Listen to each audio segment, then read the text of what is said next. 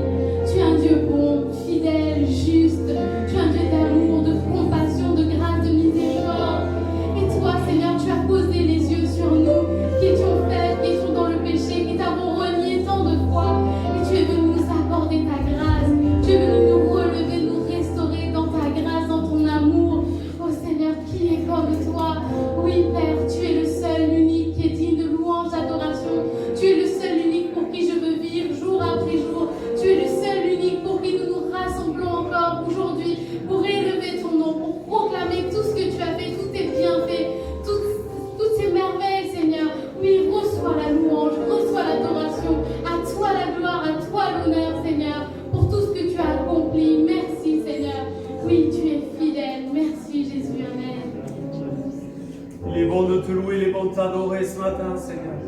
Quelle joie, Seigneur, d'être en ta présence. Quelle joie d'être réunis avec mes frères et sœurs. Seigneur, merci. Nous puisons tout en toi, nous avons tout en toi, Seigneur. Et rien ne nous manque. Comment ne pas te louer, comment ne pas t'adorer. À toi la gloire, à toi l'honneur, au siècle des siècles. Amen. Je veux te bénir, c'est vrai, pour l'abondance de ta grâce, Seigneur. Merci, Seigneur, parce que c'est vrai qu'elle abonde en toutes circonstances, Seigneur. Je te bénis parce que sans ta grâce, je ne serais pas là ce matin, Seigneur. Je te bénis parce que, Seigneur, dans ta grâce, tu n'as pas regardé à ce que j'étais et tu es venu, Seigneur, jusqu'à moi. Tu as donné ta vie pour que je puisse avoir accès à ton ciel, pour que je puisse avoir accès à ton héritage, à ton amour, Seigneur. Je te bénis vraiment pour toutes choses. Et je te bénis vraiment pour cette grâce qui abonde et qui surabonde à chaque instant.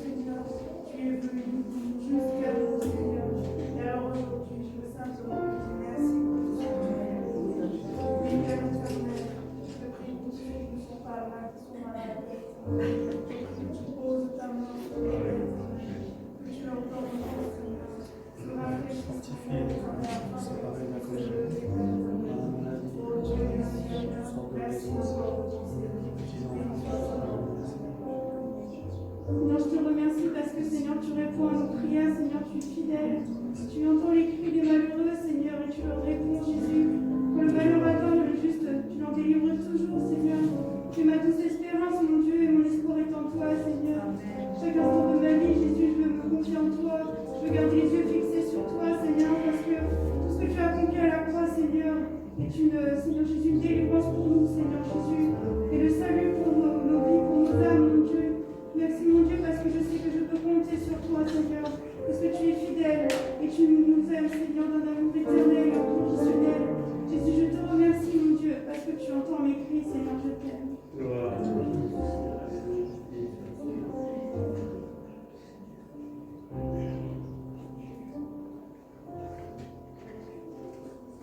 Seigneur, je veux te bénir parce que tu es notre sauveur, c'est vrai, tu es celui qui nous a rachetés, tu es celui qui a envoyé ton Fils mourir à la croix pour nous, Seigneur mon Dieu.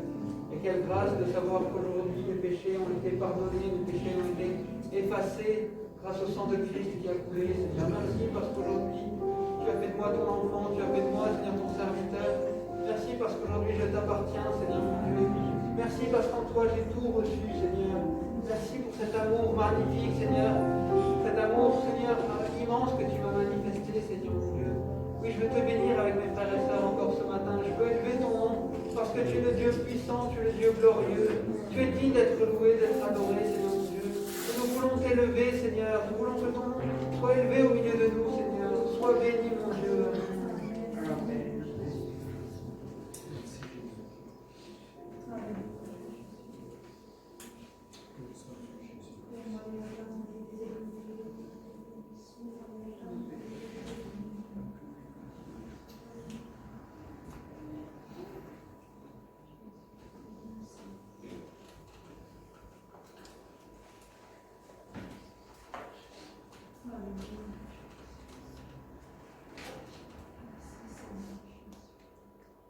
Seigneur, je veux te bénir ce matin pour le jardin de délices dans lequel tu nous as placés.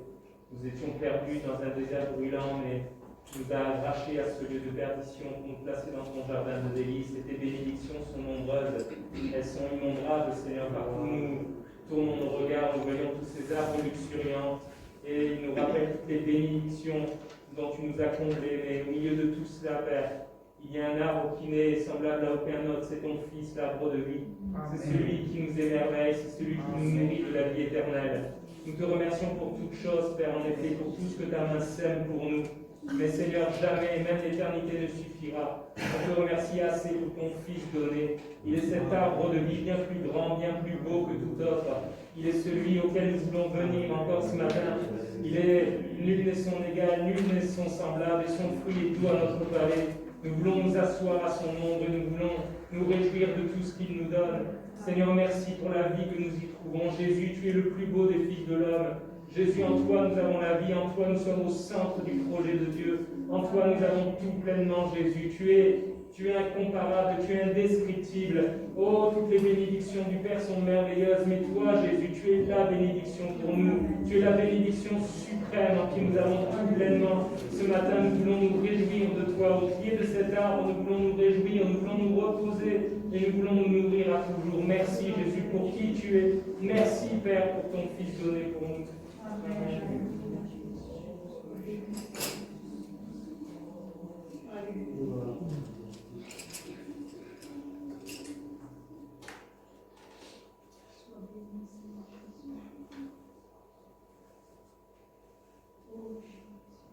Seigneur, ce qui nous a attirés à ta présence ce matin, ce qui nous a rassemblés, c'est ton amour. C'est un amour si grand que tu as eu pour nous. C'est un amour que nous ne pouvons comprendre. Et c'est un amour qui a été suffisant et qui a fait de nous tes enfants, qui a fait de nous ton peuple. Oh Seigneur, aussi c'est de nos cœurs de volonté monter. Les chants de louange, de reconnaissance et d'amour envers celui qui s'est donné pour nous, envers celui qui s'est sacrifié, qui a payé la tête de notre prochain. Ce matin, Seigneur, nous sommes heureux. Heureux parce que nous t'appartenons, parce que nous sommes à toi, parce que tu es à nous, tu remplis notre cœur, et notre cœur déborde de reconnaissance et d'amour. Sois loué, Seigneur.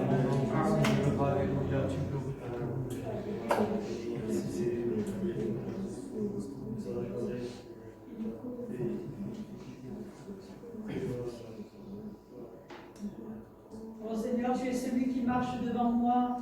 Tu es celui qui me fraye un chemin, Seigneur, sur le chemin de la vie. Seigneur, tu m'entoures par devant, Seigneur, par derrière, sur les côtés, Seigneur.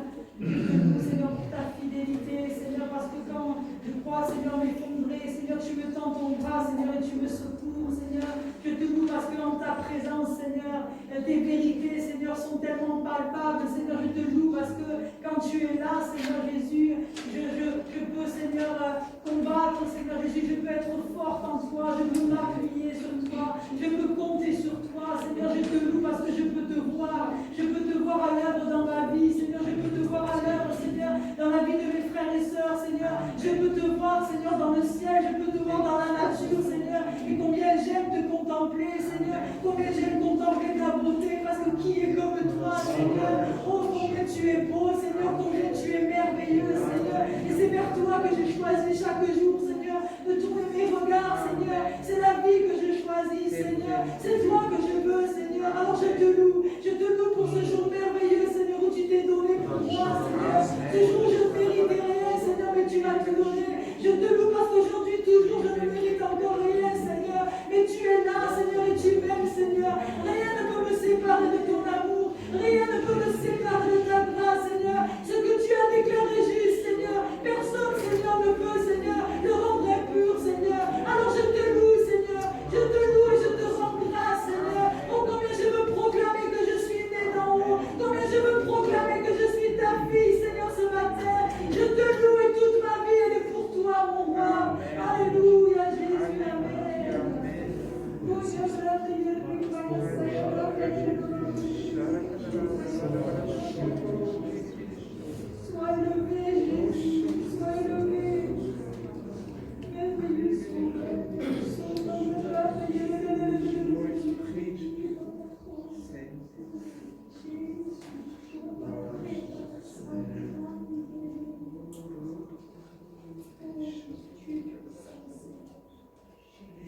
De la même manière que Dieu a dit à Paul, ma grâce te suffit.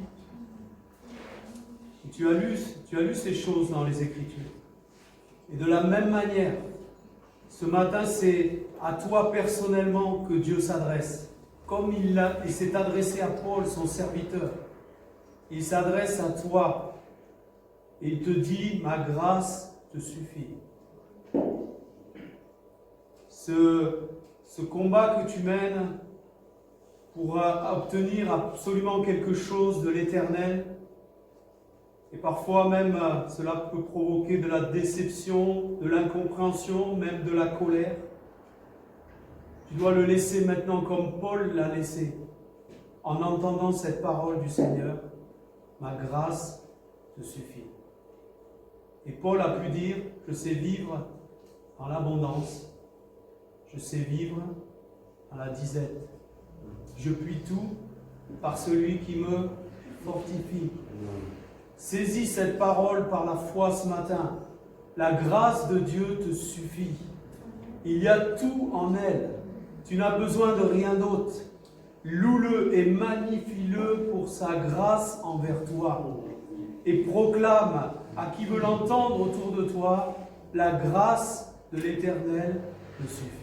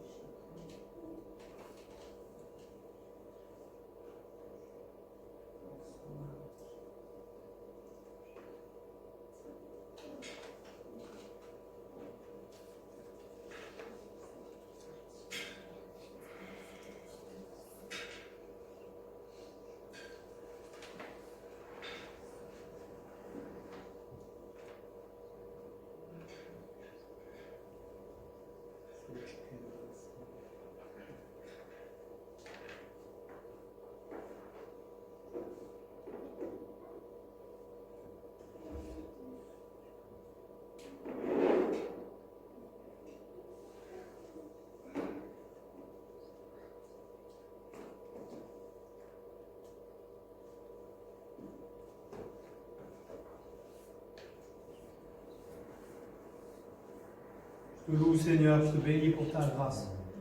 Vraiment. Ce jour où je suis venu devant toi, j'ai confessé mon péché, tu m'as accepté déjà comme ton enfant. Quelle grâce, Seigneur. Puis tu as accepté que je te serve dans des petites choses. Quelle grâce, Seigneur. Tu as accepté que je te serve dans de plus grandes choses. Quelle grâce. Aujourd'hui, tu m'as appelé au ministère à plein temps pour m'occuper de l'Église. Seigneur, quelle grâce immense. Je suis confondu, Seigneur, devant tant de grâce. Pardon, Seigneur, pour toutes les fois où je voudrais encore plus, autre chose. Ta grâce me suffit, Seigneur. Merci, Père. Elle est tellement immense, indescriptible.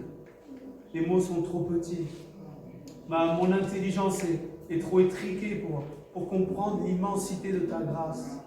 Et je veux te bénir pour le peu que j'en comprends, Seigneur. C'est déjà immense, extraordinaire. Comment rester la bouche fermée? Comment ne pas regarder à la croix ce matin et te dire merci? C'est parce que tu as donné ta vie. C'est parce que tu as accepté de quitter ton ciel de gloire, de te dépouiller, que je peux aujourd'hui bénéficier de tout cela. Seigneur, merci. Merci pour ta grâce. Sois béni, sois élevé, sois adoré. Dans le nom de Jésus. Amen. Amen. Gloire à toi, Jésus.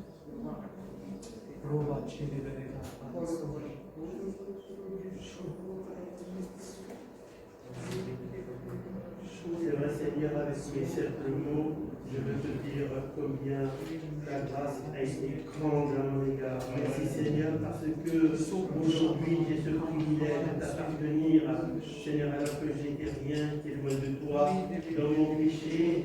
Merci, Seigneur, tu as voulu venir sur cette terre et donner ton fils à la croix. Merci, Seigneur, pour ce temps précieux pour trouver qui a purifié mon âme, et qui me donne aujourd'hui ce privilège de venir dans ta présence, Seigneur, t'apporter ma reconnaissance, ma louange et mon adoration, parce que vraiment je l'ai dit, Seigneur, Amen.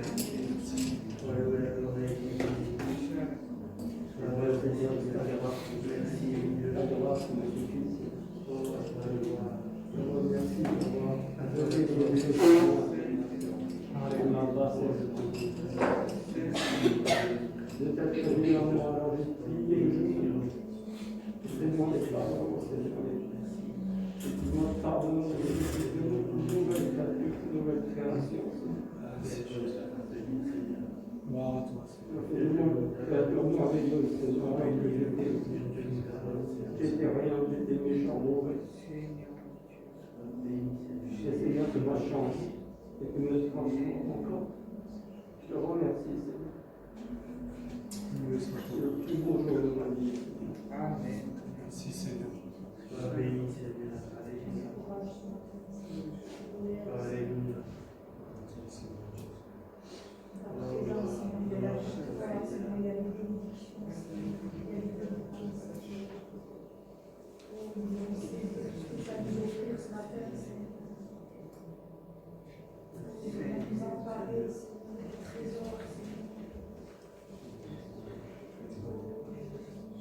Oui, sois-tu, Seigneur.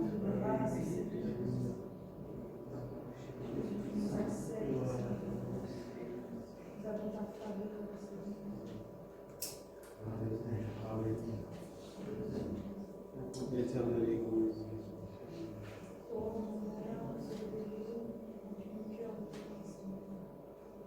Ce matin, nous sommes rachetés à nouveau par le sang de Christ. Nous sommes aidés. Nous sommes entourés par ses bras d'amour. Et il est là présent. Il veut nous relever, non seulement ce matin, mais jour après jour, il est à nos côtés. Que nous puissions vraiment adorer celui qui est notre Dieu, qui a fait de nous son peuple, qui nous a rachetés un si grand prix. Merci Seigneur.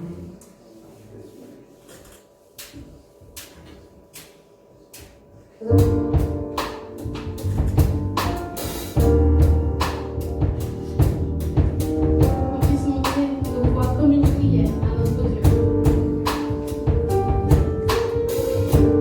Ton amour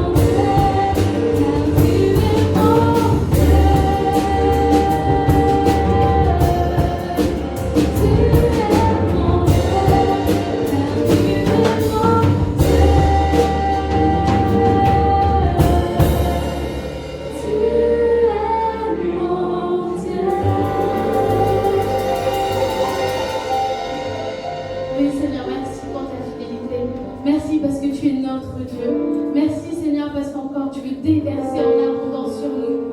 Et merci parce que tu vas nous instruire encore, que nos oreilles soient attentives, que nous ne soyons pas des auditeurs oublieux, mais que nous soyons de ceux qui plongent nos regards dans ta parfaite parole pour la mettre en pratique jour après jour, pour nous en nourrir, nous en parfumer, Seigneur, pour porter ce parfum de Christ jour après jour. Oui, Seigneur, enseigne-nous, répands ton esprit sur ton serviteur et répands ton esprit sur nous pour que nous puissions comprendre ce que tu veux nous dire ce matin encore. Parle-nous, Seigneur, avec fidélité et amour comme tu le fais si bien. Merci, Seigneur. Amen.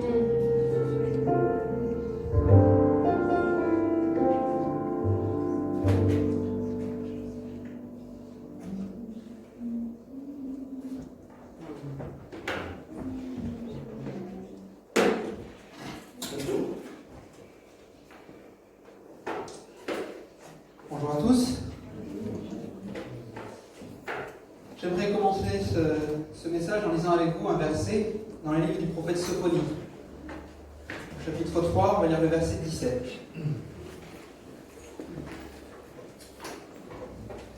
Le prophète Sophonie, chapitre 3, verset 17.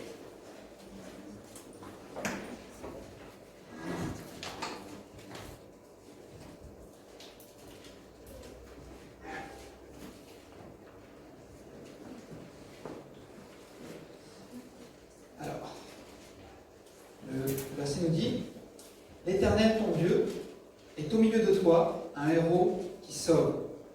Il fera de toi sa plus grande joie, il gardera le silence dans son amour, puis il se réjouira à grands cris à ton sujet.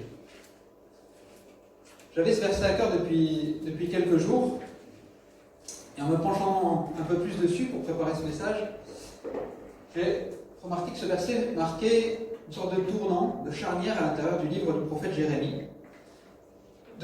Sophonie, pas Jérémie. Parce que lorsqu'on replace ce verset dans son contexte, on voit qu'il y a une bonne partie du livre de Sophonie qui est assez sombre, où le prophète parle surtout du péché du peuple et puis des jugements, du châtiment qui va arriver, non seulement sur Israël, mais aussi sur les nations alentours. Et puis, à la fin du livre, il y a ce verset et la fin qui montre un côté plus lumineux, avec plus d'espoir, en comparaison du reste du livre. Et c'est pour ça que j'avais envie de voir un petit peu avec vous, vite fait, ce qui se passe dans ce livre du prophète, et en quoi ça s'applique pour nous aussi aujourd'hui. Le tableau que dépeint Sophonie au début déjà de ce chapitre, ne serait-ce que celui-là, il est très sombre. Si on lit au début du chapitre 3, les 4 premiers versets par exemple, Dieu, au travers de son prophète, dit: Malheur à la ville rebelle et souillée, à la ville pleine d'oppresseurs. Elle n'écoute aucune voix, elle n'accepte pas la correction, elle ne se confie pas en l'Éternel, elle ne s'approche pas de son Dieu. Ses chefs au milieu d'elle sont des lions rugissants, ses juges sont des loups du soir qui ne gardent rien pour le matin, ses prophètes sont des indisciplinés, des trompeurs, ses prêtres profanent les choses saintes, ils violent la loi. Le prophète, là, dresse un portrait qui est vraiment peu flatteur du peuple d'Israël et de la ville de Jérusalem en particulier, mais aussi des nations qui l'entourent. Et rien que ces quelques versets, là, ces 4 versets qu'on a lus, déjà sont représentatifs d'une bonne partie du livre du prophète, et ils montrent bien le péché qui est ancré dans le cœur de l'homme. Sophonie décrit les habitants de Jérusalem comme des hommes égoïstes, des hommes méchants, impies, qui ne respectent pas Dieu. Vous avez même dit que même les prophètes et les prêtres, qui devraient quand même être les garants de la moralité du peuple, d'une certaine manière, ceux qui devraient guider le peuple pour marcher dans les voies de Dieu, même eux sont rebelles et trompeurs. Lorsqu'on lit le verset 17 qu'on a vu en introduction, on a envie de se focaliser sur ce côté heureux qui nous est donné. Le verset lui-même a l'air plein d'espoir, mais encore une fois, avant d'arriver là, il faut être passé par le début du livre. Il faut avoir commencé par ces premiers chapitres-là qui sont pas tendres avec le peuple. Sophonie nous décrit vraiment un peuple qui est centré sur lui-même. Les hommes sont égoïstes, ne pensent qu'à eux. Ils cherchent leur propre intérêt sans se préoccuper des autres. Et s'ils doivent marcher sur les autres pour pouvoir atteindre leur but, ils n'hésitent pas à le faire. C'est un peuple qui a perdu de vue le devoir que Dieu nous a donné d'aimer son prochain et d'en prendre soin. C'est un peuple qui ne pense qu'à lui. C'est même un peuple qui a perdu de vue le Dieu qu'il sert, ou qu'il est censé servir. Le peuple d'Israël est censé être le peuple de Dieu, et pourtant, si vous lisez dans le début du livre, il nous est dit que pour le peuple, ils en sont même à se demander si Dieu existe, si Dieu sert à quelque chose. Au premier chapitre de Sophonie, au verset 12, les hommes du peuple d'Israël sont cités comme des gens qui disent « Mais l'Éternel ne fait ni bien ni mal. L'Éternel ne fait rien, il ne sert à rien. Il n'intervient plus dans nos vies. Peut-être même que, est-ce qu'il existe réellement ?» Le peuple là a complètement perdu contact avec son Dieu. Et pire que ça, ils en sont même à se tourner vers d'autres dieux, vers des idoles, des peuples alentours. C'est assez ironique de voir le peuple d'Israël traiter Dieu comme une illusion, une tradition dont ils n'ont plus besoin et qui ne peut plus rien faire pour eux, pour à la place se tourner vers des idoles sans vie, des peuples aux alentours, et aller essayer d'implorer ces idoles-là pour demander un secours, demander une aide. Abandonner le Dieu vivant et vrai pour les tourner vers les idoles, et avoir en tête une vision complètement déformée où on croit que c'est ce Dieu-là qui n'existe plus, qui ne sert plus à rien, et que c'est les idoles qui vont nous sortir de notre malheur. C'était complètement illusoire, c'était complètement déformé comme vision de la part du peuple. Et Sophonie ne s'attaque pas que au peuple d'Israël, d'ailleurs. Il montre que les nations autour d'Israël n'étaient pas mieux loties. En fait, le message du prophète, il était universel, il était pour tous les hommes. Il montre bien que l'orgueil, il est ancré au plus profond du cœur de tous les hommes. Et tous les hommes sont perdus aux yeux de Dieu. Vous connaissez très bien ce verset dans Romains au chapitre 3, au verset 23, où il nous est dit que tous ont péché et sont privés de la gloire de Dieu. C'est la situation, c'est l'état dans lequel nous sommes lorsque nous sommes loin de Dieu, lorsque nous sommes livrés à nous-mêmes. Et si nous sommes englués dans notre péché, si nous sommes esclaves de notre péché, eh bien il y a une conséquence inévitable derrière qui va être le jugement de Dieu. Et c'est ce qu'annonce le prophète. Il leur dit, il leur répète au peuple d'Israël, Dieu va devoir châtier son peuple à cause de votre conduite, à cause de votre péché. Le jugement de Dieu va arriver, le jour de l'Éternel va arriver, et Dieu va devoir faire du ménage. Pour nous qui lisons ce texte 26 siècles plus tard, la mise en garde là, du prophète, elle est toujours d'actualité. Nous savons bien que nous-mêmes aujourd'hui, nous ne valons pas mieux que les hommes d'Israël à l'époque, que les nations qui entouraient Israël à l'époque. C'est pas parce qu'on arrive avec 26 siècles de retard, parce qu'aujourd'hui on a connu plus de progrès, que ce soit du progrès technologique, social, économique, à plein de niveaux, tout ça, ça ne fait pas de nous des hommes meilleurs vis-à-vis du péché. Avec tous les siècles que l'humanité a traversés, elle est toujours aussi esclave du péché. L'homme a beau s'être amélioré dans certains domaines, spirituellement, il n'a pas vraiment progressé, parce que c'est impossible pour l'homme de progresser par lui-même. C'est impossible pour l'homme de se racheter tout seul. C'est impossible pour nous de faire quoi que ce soit qui pourrait nous délivrer de notre péché et qui pourrait nous racheter aux yeux de Dieu. Et le diagnostic qu'énonçait le prophète Jérémie, dans le chapitre 17 au verset 9 du prophète Jérémie, il est toujours d'actualité. Le cœur de l'homme, il est tortueux plus que tout. Il est incurable. L'homme est perdu et sa situation est désespérée. Voilà, on va en rester là pour aujourd'hui, ça vous convient? Non, vous espérez quand même quelque chose derrière. Si on en reste là, ça serait vraiment démoralisant pour nous se dire, ben voilà, on n'a plus qu'à retourner chez nous, d'apitoyer sur notre sort, c'est la fatalité qui nous attend. Mais non, Dieu n'en reste pas là dans sa parole. Certes, ce constat, il est déprimant si on en reste là. Il est démoralisant, il est sans espoir.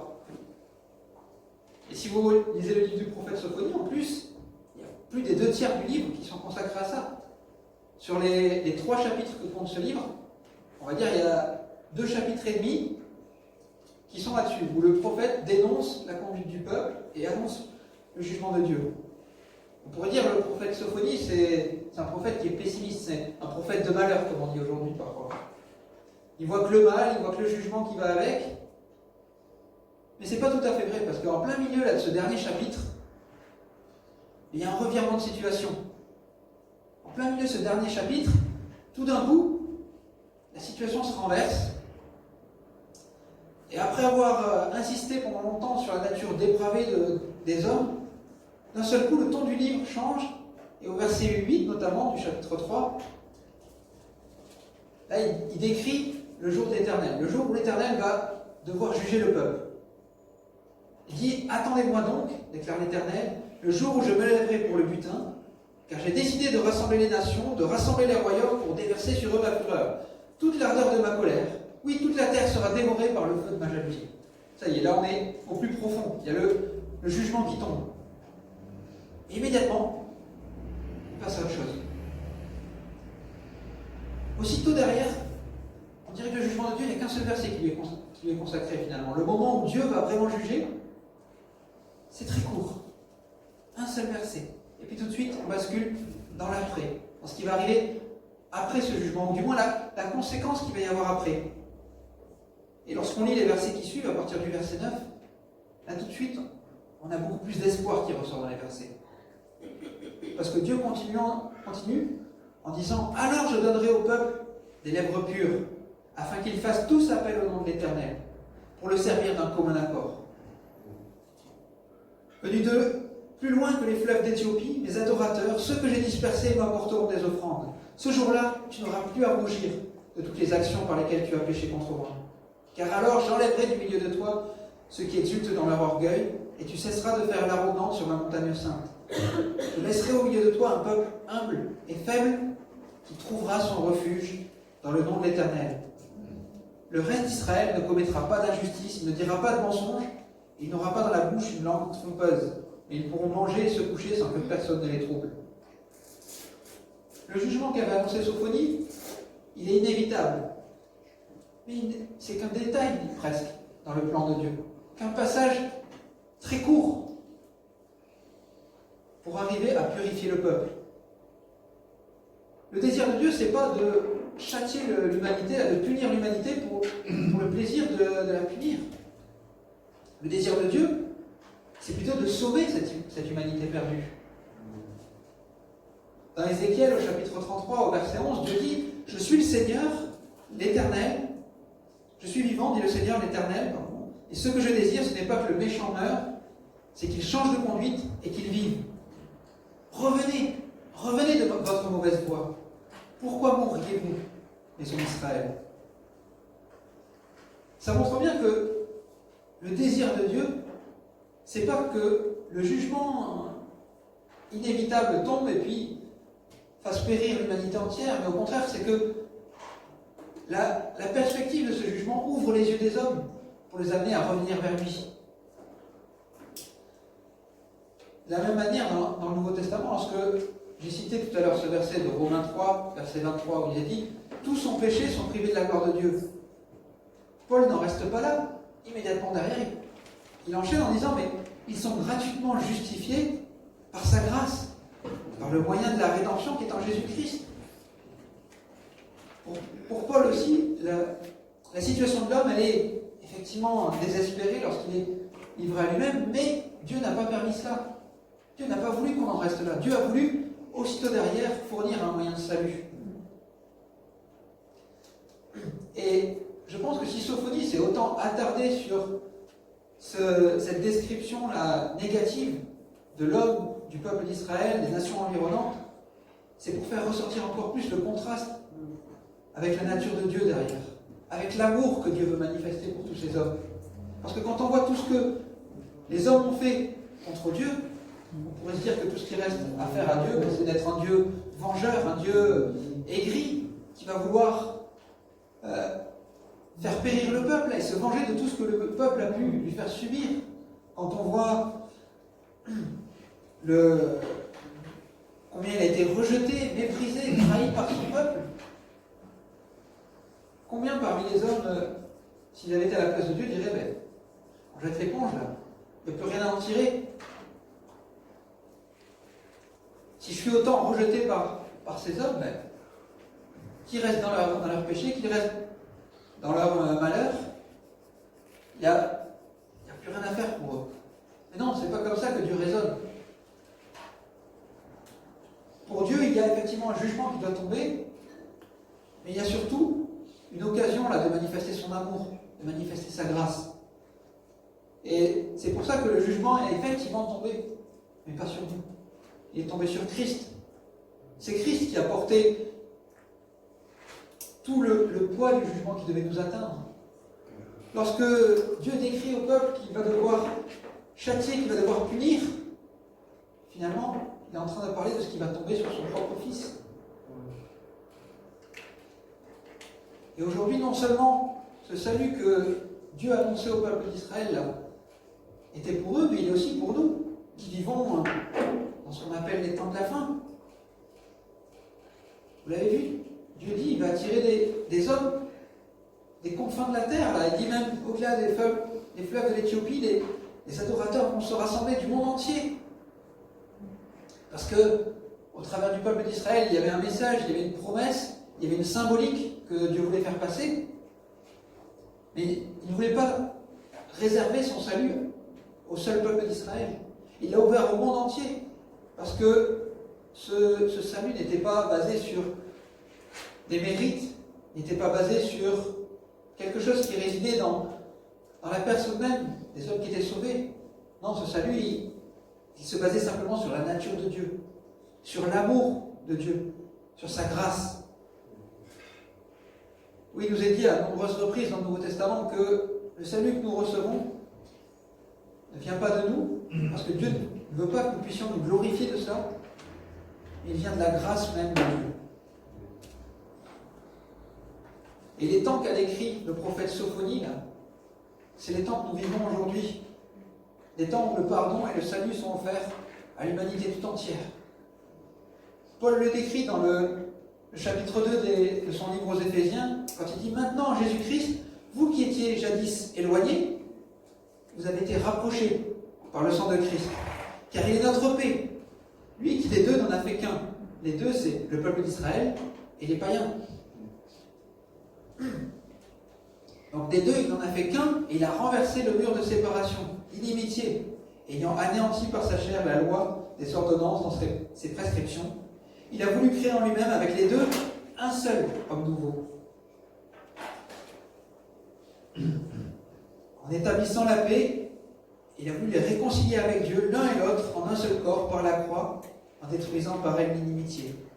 Il est venu annoncer la paix à vous qui étiez loin, et la paix à ceux qui étaient près. Car par lui, les uns et les autres, nous avons accès auprès du Père dans un même esprit. Nous sommes tous unis, tous dans un même esprit. Hommes et femmes, juifs, non-juifs, jeunes, âgés. Nous sommes tous unis dans un même esprit en Christ. La mort de Jésus-Christ à la croix, c'était loin d'être le signe de faiblesse que les pharisiens ou même les Romains ont cru lorsqu'ils l'ont vu crucifié là à la croix et qu'ils étaient là, mais vas-y, sauve-toi toi-même. T'as tellement fait pour les autres là, et là, t'es bien désemparé, t'es bien coincé. Avec les clous qui te transpercent les mains, qu'est-ce que tu peux faire? Pour les pharisiens, comme pour les Romains, c'était l'échec de ce prophète, ce rabbin, ce sauveur autoproclamé, là, finalement, il n'arrivait pas à faire mieux que les autres. Il était en train de périr au même titre que tous ceux qui avaient défilé avant lui. Mais non, c'était pas ça du tout. Il était complètement à côté de la plaque. Christ qui mourait à la croix, c'était au contraire le signe de sa victoire. Lui qui était pur, qui était parfait, il n'était pas en train de périr parce qu'il avait échoué, mais il était en train de périr parce qu'il donnait lui-même sa vie pour nous sauver. Voilà le contexte qui nous amène à ce fameux verset 17. Ce verset 17 qu'on a lu en introduction est J'aimerais vous le lire aussi dans la traduction Sommer. Il est un petit peu différent dans la traduction Sommer. Il est traduit de cette manière: car l'Éternel ton Dieu est au milieu de toi, un guerrier qui te sauve. Il sera transporté de joie à ton sujet et il te renouvellera dans son amour pour toi. Oui, il sera dans l'allégresse à ton sujet et il poussera des cris de joie, tout comme au jour de fête. Il y a une petite différence de traduction là, notamment ce qui est dit dans la seconde, qu'il gardera le silence. Dans la seconde, ça traduit plutôt « il te renouvellera dans son amour pour toi ». Parce que, d'après les traducteurs, ce serait... ils ont plutôt préféré se lier à l'ancienne traduction grecque qu'il y avait, qui diffère d'une lettre en fait, et qui montre quelque chose d'un peu plus cohérent là, mais qui nous montre surtout à quel point le prophète insiste sur la joie de Dieu. Et ça c'est impressionnant. Ce verset, il est deux choses en parallèle. D'un côté, il attire notre attention sur la grandeur de Dieu. Vous voyez le guerrier ou le héros qui sauve. Ça attire notre attention sur cette gloire de Dieu. Ça nous montre, ça souligne combien Dieu se démarque de ce peuple qui devait mourir, qui devait périr à cause de son péché. Mais en parallèle, il nous montre quand même que ce Dieu tout-puissant, ce Dieu glorieux, s'intéresse à son peuple. Il aime son peuple, il aime l'humanité.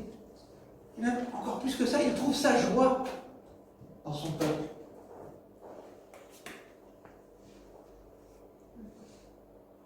L'image qui nous est donnée de Dieu, celle du héros, c'est celle du vainqueur sur le péché. Moi, ça me rappelle l'image même de Christ qu'on a dans l'Apocalypse, là où l'apôtre Jean voit Christ resplendissant de gloire, là, il est rayonnant. Il est comparé à une flamme de feu qui éblouit. Mais c'est aussi là l'image d'un Dieu qui a les regards sur son peuple et qui prend plaisir à s'en occuper. C'est l'image d'un Dieu qui se plaît même à résider au milieu de son peuple.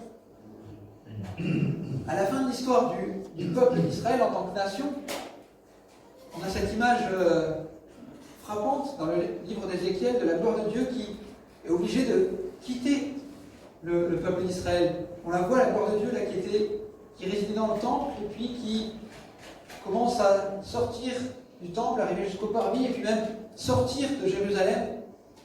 Et on a cette image extrêmement triste de Dieu qui est obligé d'abandonner son peuple à cause de son péché. Mais là, Sophonie nous montre quelque chose de complètement opposé. Dieu est revenu vivre au milieu de son peuple. Dieu n'est plus séparé de son peuple à cause du péché du peuple, mais tout d'un coup, Dieu peut revenir résider au milieu de son peuple et il prend plaisir à cela. Dans le verset 15, d'ailleurs, il le disait déjà que le roi d'Israël, l'Éternel, il est au milieu de toi. Pour un peuple qui était amené à se retrouver isolé de Dieu et séparé de son Dieu, c'est une promesse formidable que de voir que Dieu veut revenir au milieu de son peuple pour avoir une relation avec lui. Ce que Dieu veut, c'est que nous puissions vivre en communion avec lui.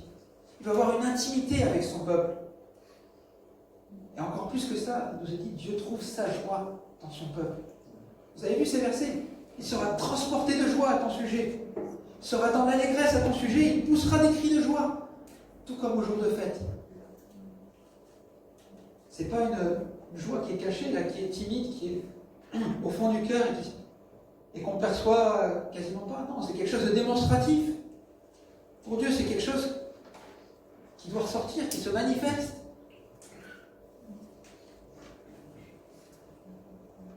Ça me rappelle d'ailleurs aussi cet autre verset dans le Nouveau Testament, la parabole de la brebis perdue. Vous vous rappelez la conclusion de cette parabole? Dans Luc au chapitre 15 au verset 7, où il nous est dit, après que le berger là, ait retrouvé sa brebis, il va se réjouir avec les gens autour de lui pour dire, mais ma brebis qui était perdue, là, elle est retrouvée maintenant, ça y est. Et il nous est dit que de la même manière, il y aura plus de joie dans le ciel pour un seul pécheur qui se repent que pour 99 justes qui n'ont pas besoin de repentance. Il y a de la joie dans le ciel à chaque fois qu'un pécheur se repent. C'est la même conclusion et la Il y a même morale qu'on a sur les deux autres paraboles derrière aussi, de la drachme perdue et puis du fils prodigue aussi. À chaque fois, lorsque ce qui était perdu a été retrouvé, il y a de la joie, il y a de la fête. C'est là, la femme qui avait perdu les drachmes, là, dès qu'elle l'a retrouvée, qu'elle a fini de nettoyer la maison et qu'elle la retrouve, tout de suite, elle va se réjouir avec ses amis, dire ça y est, je l'ai retrouvé. Lorsque le père retrouve son fils qui était parti, ben, tout de suite, il dit allez, faut tuer le veau gras, on va faire la fête. Même si ça ne plaît pas forcément au frère qui ne comprend pas trop comment il peut avoir tout de suite oublié tout ce qu'avait fait son frère plus jeune. Ben, pour le père, là, c'est plutôt le moment de se réjouir, de voir que son fils qu'il avait perdu et qui était mort pour lui, ben, il est retrouvé. Il a de nouveau cette possibilité de vivre en communion avec son fils, de le prendre dans ses bras, de l'aimer, de lui manifester son amour de toutes les façons qu'il peut. Et ça, c'est un sujet de joie pour le Père. Oui, combien nos cœurs devraient être touchés à cette pensée que notre Créateur céleste, dans toute sa gloire et toute sa splendeur, non seulement il s'intéresse à nous, mais il trouve du plaisir à s'occuper de nous et à nous sauver. Oui, le cœur de Dieu a dû être brisé lorsqu'il a dû faire tomber le jugement sur son Fils à la croix. Mais quelle joie a suivi derrière, avec toutes ces âmes qui ont pu trouver la vie grâce à cela.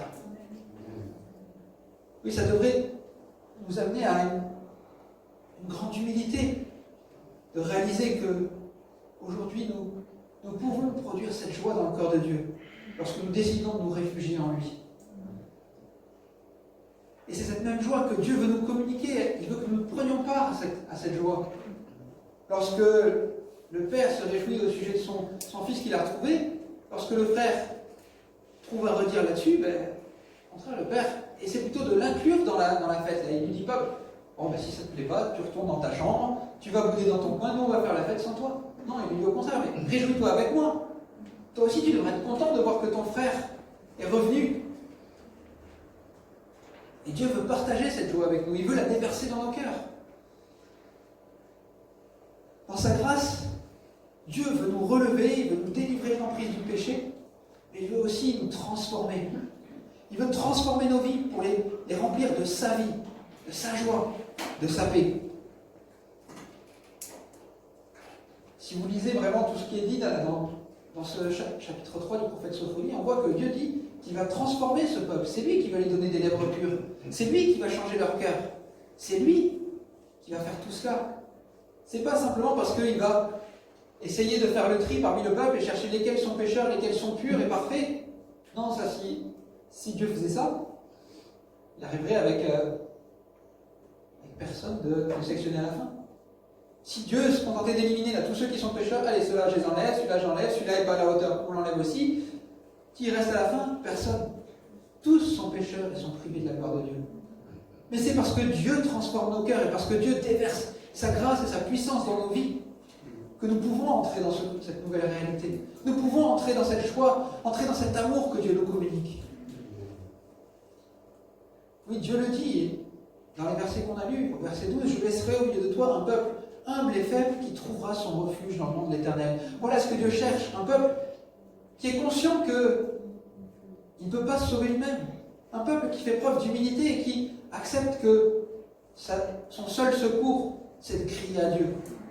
C'est de chercher refuge en Dieu. C'est d'aller dire à Dieu, mais sauve-moi, moi je ne peux rien faire. Moi je suis perdu. Moi je suis pris dans mon péché, dans mon orgueil, dans toutes sortes de choses qui me retiennent prisonnier. Mais toi, tu peux me sauver. Toi, tu agis en moi. Et voilà comment Dieu veut redonner espoir à son peuple. Oui, l'oppression des nations la prendra fin un jour.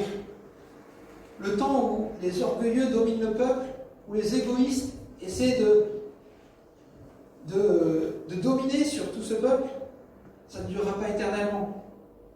Le jour de l'Éternel arrivera avec son jugement, et il est arrivé pour nous qui vivons aujourd'hui, comme je dis, 26 siècles plus tard. Pour le peuple d'Israël à l'époque, il y avait encore 6 siècles à attendre avant que Jésus-Christ arrive. Et pour nous, ce temps s'est accompli. Ce jugement est tombé. Et cette espérance que Dieu a annoncée, elle est la nôtre aujourd'hui. Alors bien sûr, si on refuse ce que Dieu nous a offert à la croix, alors là, oui, on est toujours sous le coup du jugement, on est toujours dans l'attente du châtiment qui arrivera, mais on n'est pas obligé de rester là-dedans. On a une porte qui a été ouverte pour nous, un moyen de salut. On a toutes sortes de promesses que Dieu nous a faites, des promesses de paix, de bonheur, de joie, de réconfort. Et c'est ces promesses que Dieu veut déverser sur son peuple au sens le plus large aujourd'hui, non seulement Israël, mais le monde entier. Nous sommes tous au bénéfice de ces bénédictions, tous autant que nous sommes. Ce matin, chacun d'entre nous qui sommes dans ce lieu, et même ceux qui regarderont peut-être ce message plus tard sur Internet, nous sommes tous ciblés par ces promesses de Dieu, à condition que nous les acceptions. Et nous avons tous été transformés par sa grâce, par sa puissance. Et c'est certainement pas notre nature humaine qui nous permet d'entrer dans cet espoir-là et de recevoir ces encouragements de Dieu. Mais c'est la certitude que le sang de Christ qui a été versé à la croix a cette efficacité pour nous toucher et pour bouleverser nos cœurs. Alors pour conclure, j'aimerais simplement vous dire que c'est vrai que le livre de Sophonie, dans une grande partie, il peut être démoralisant à lire. Dans une grande partie, c'est frustrant de voir à quel point l'homme s'oppose à Dieu, l'homme rejette Dieu et a perdu de vue tout ce que Dieu a fait pour lui. C'est vrai que c'est un tableau qui est désespérant si on en reste là. Et pour certains d'entre nous, peut-être, on est resté bloqué à ce niveau-là dans notre vie. Pour certains de ceux qui sont là, peut-être ce matin, qui seront là cet après-midi, qui entendront mon message plus tard, peut-être que vous en êtes restés là coincés dans votre vie. Coincés à l'avant, avant le jugement, avant Christ. Coincés à ce moment où vous êtes esclaves de votre péché. Vous êtes condamnés, perdus. Mais Dieu nous rappelle ce matin qu'il y a un espoir, que ce n'est pas une situation sans issue et qu'il faut aller au-delà de cette situation-là, au-delà de ces circonstances-là. Dieu a donné un moyen, Dieu a donné un espoir, Dieu a donné son Fils, afin que quiconque croit en lui ne périsse pas, qu'il ait la vie éternelle. Voilà ce que Dieu veut nous rappeler ce matin. Il a donné son Fils pour nous sauver, il a donné son Fils pour nous transformer, et combien nous avons besoin de nous rappeler à quel point nous avons besoin de lui. Pour ceux qui ont regardé la prédication mardi soir, vous vous rappelez peut-être de ce que j'ai dit, de ce défaut qu'on a parfois de vouloir s'identifier au héros dans l'histoire, et qu'on n'aime pas trop s'identifier à celui qui est plutôt le méchant, on va dire. Ben là, malheureusement, si on devait s'identifier à quelqu'un, c'est ce peuple qui était perdu. Mais heureusement, il y a un héros qui est arrivé là. Un héros qui nous sauve. Et ce héros, c'est Christ. Amen. Oui, Paul l'a dit, ces faits qui nous sont racontés dans la Bible sont arrivés pour nous servir d'exemple. Et là, le peuple d'Israël est clairement le mauvais exemple à ne pas suivre. Alors, que nous puissions entendre ce conseil de Paul qui disait que ces choses-là leur sont arrivées d'exemple, afin que nous n'ayons pas les mauvais désirs comme eux, mais au contraire, nous soyons capables, en voyant ce constat, de dire, mais Seigneur, sauve-moi. Seigneur, aide-moi. Seigneur, fais ton œuvre en moi. Parce que c'est ce que Dieu veut faire dans nos vies. Oui, il est le Dieu sauveur, on l'a dit. On l'a chanté, son amour, il dure éternellement. Il se renouvelle pour nous. Alors ne soyons pas de ceux qui rejettent cet amour, mais au contraire de ceux qui tombent à genoux devant lui en disant, mais merci Seigneur. Merci pour cet amour que tu m'as prouvé à la croix. Cet amour que tu as manifesté. Aujourd'hui, j'ai rien d'autre à faire que ça, te demander pardon et te dire merci. Gloire à Dieu. Amen. Oui Seigneur, quelle grâce nous avons. Quelle grâce nous avons de réaliser combien tu nous as aimés. Combien tu nous as aimés à la croix pour envoyer ton Fils mourir pour nous. Nous qui étions perdus, nous qui étions pécheurs, nous qui étions loin de toi, séparés de toi. Nous qui ne méritions rien d'autre que le jugement. Mais quelle grâce, Seigneur, de nous remémorer que tu nous as donné ton amour, que tu nous as donné ta paix, que tu nous as donné ta joie, Tu nous as donné le pardon en Christ, Seigneur mon Dieu. Oui, nous voulons repasser dans nos cœurs ce souvenir que toi, tu t'es dépouillé pour nous. Tu as renoncé à tout pour nous sauver. Oh, quelle grâce, mon Dieu. Quel amour, Seigneur. Oui, je veux, Seigneur, repasser cet amour dans mon cœur et te demander de m'aider à le comprendre davantage, de m'aider à le percevoir encore mieux, de m'aider à réaliser cet amour tellement grand qu'il dépasse même toute mon imagination, qu'il dépasse même mes capacités de raisonnement. Je ne peux pas arriver à comprendre un amour aussi grand, mon Dieu. Oh, s'il te plaît, ouvre mon esprit pour réaliser encore davantage à quel point tu m'as aimé et combien tu m'as entouré de tes bras et jusqu'où tu es allé pour moi, pour nous sauver, Seigneur mon Dieu. Oui, merci parce que tu nous as rachetés tous ensemble pour être ton peuple, Seigneur mon Dieu. Merci parce que tu as fait de nous ce peuple d'adorateurs, de serviteurs, qui peut aujourd'hui s'approcher de toi librement, Seigneur mon Dieu, délivré de son péché, délivré de l'emprise du mal, de l'emprise du diable, Seigneur.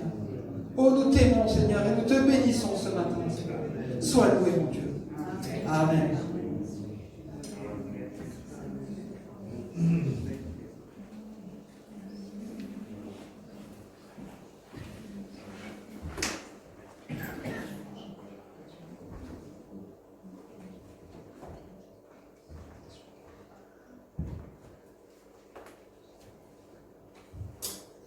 Gloire à Dieu.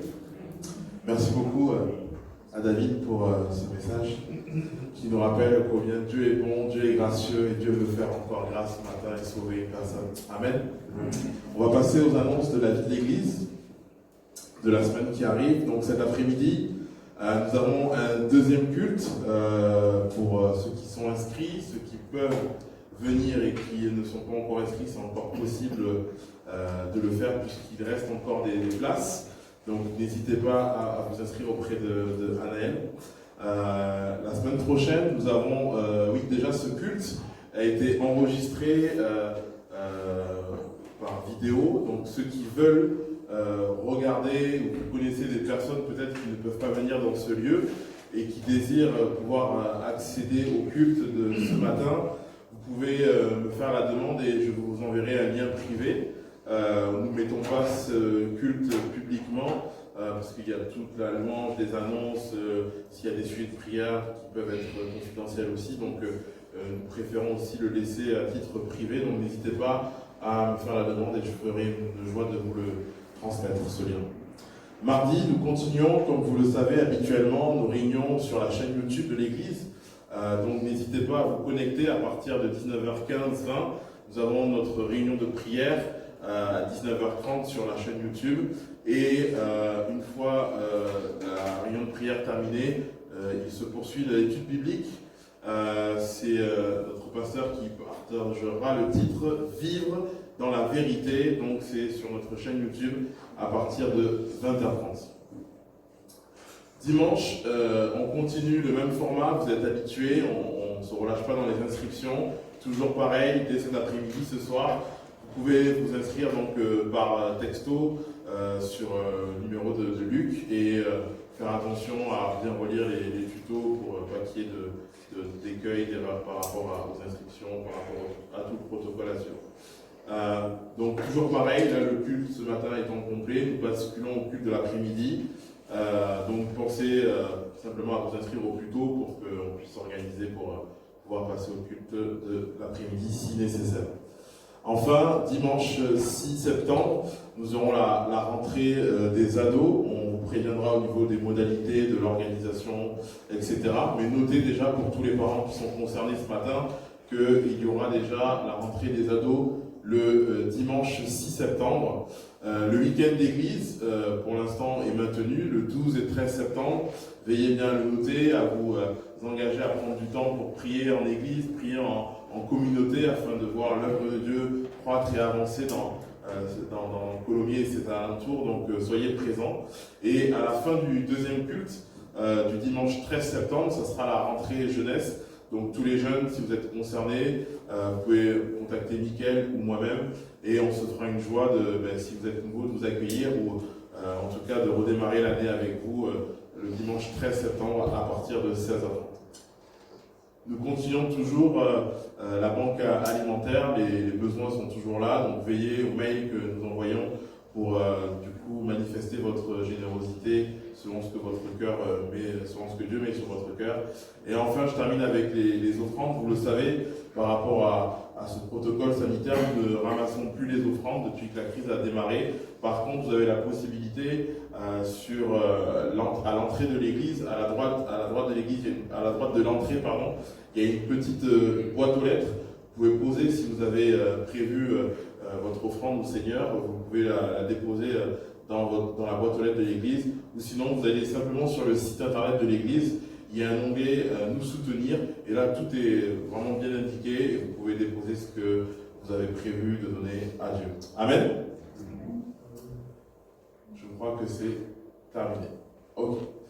Je vais demander si Patrice, tu veux bien prier afin que Dieu nous raccompagne, que Dieu nous aide à aussi retenir et mettre en pratique ce que nous avons entendu ce matin de sa part. Amen.